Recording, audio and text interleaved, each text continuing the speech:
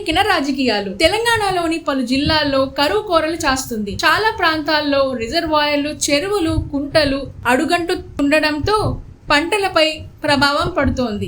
అయితే రాష్ట్రంలో కరువు పరిస్థితులకు కాంగ్రెస్ ప్రభుత్వమే కారణమని బీఆర్ఎస్ అధ్యక్షుడు కేసీఆర్ ఇటీవలే విమర్శించారు. ఉమ్మడి నల్గొండ జిల్లాలో పొలంబాట కార్యక్రమంలో పాల్గొన్న కేసీఆర్ ఇది వచ్చిన కరువు కాదని కాంగ్రెస్ ప్రభుత్వం తెచ్చిన కరువు అని మండిపడ్డారు. రాష్ట్రంలో పంటలు ఎండిపోవడానికి, కరెంటులో వోల్టేజ్ సరఫరాకు కారణం కాంగ్రెస్ ప్రభుత్వమేనని కేసీఆర్ విరుచుకుపడ్డారు. కాంగ్రెస్ ప్రభుత్వానికంటే ముందు 8 ఏళ్లు తాము ఇవ్వగలిగినప్పుడు కరెంటు ఇప్పుడు ఎట్లా మాయమైందని కేసీఆర్ ప్రశ్నించారు. తాము అధికారంలో ఉన్నప్పుడు మిషన్ భగీరథతో నీళ్లు అందించామని ఇప్పుడు మళ్లీ ఖాళీ బిందెలు కనిపిస్తున్నాయని కేసీఆర్ ఆరోపించారు. ట్యాంకర్లు రావాల్సిన దుస్థితి ఎందుకు వచ్చిందని ప్రశ్నించారు కేసీఆర్. కరెంటు వస్తూ పోతోంది కాబట్టి మోటార్లు కాలిపోతున్నాయన్నట్టు పేర్కొన్నారు. అసమర్థత కాంగ్రెస్ తెచ్చిన కరువు అంటూ కేసీఆర్ చేస్తున్న వ్యాఖ్యలకు కౌంటర్ ఇచ్చారు తెలంగాణ మంత్రులు. కేసీఆర్ మాట్లాడిన ప్రతి మాట అబద్ధమే